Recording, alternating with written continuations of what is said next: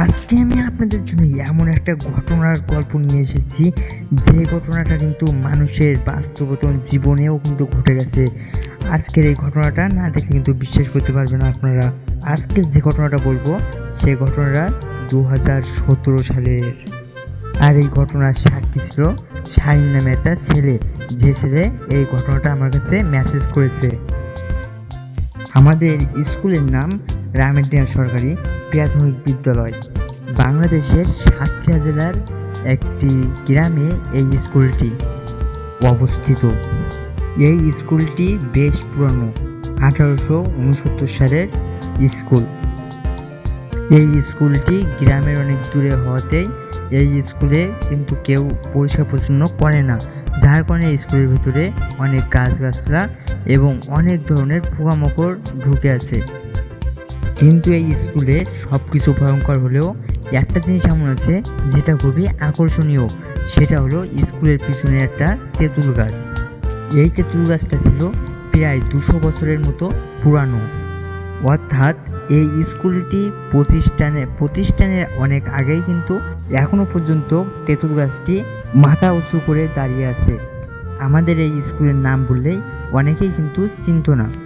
যদি বলা যায় তেঁতুলতলা স্কুল, তাহলেই সবাই কিন্তু চিনে যেত। তবে এই তেঁতুল গাছের ইতিহাস ততটাও ভালো নয়।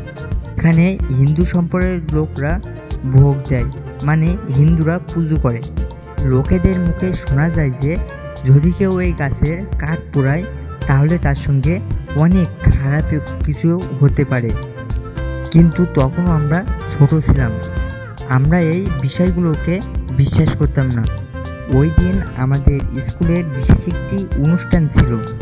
অনুষ্ঠান শেষে প্রায় সকলেই বাসায় চলে যায়। শুধুমাত্র স্কুলে কিছু ছাত্র, যেমন যারা পরিষ্কার করে, আর কিছু দপ্তর মিলে স্কুলের ভিতরে ছিল।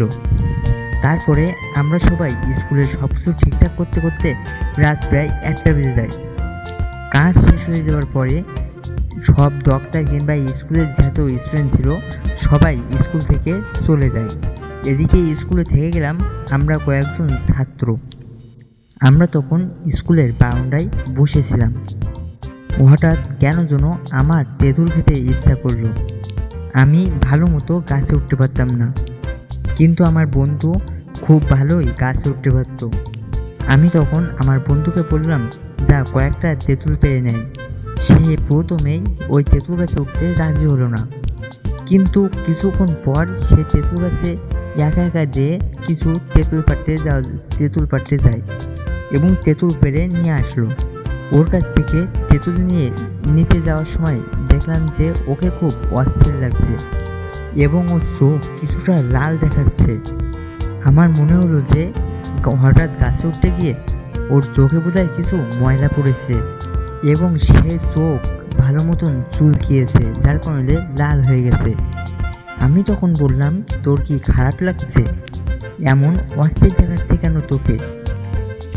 না, কোনো সমস্যা নেই, আমি এখনই বাসায় যাব। আমার বাসা স্কুল থেকে খুব কাছেই, আর এখন অনেক রাত। আমি বললাম, আজ আমার বাড়িতে থেকে যা। না, আমি বাড়ি যাব, আমাকে এখনই বাসায় যেতে হবে।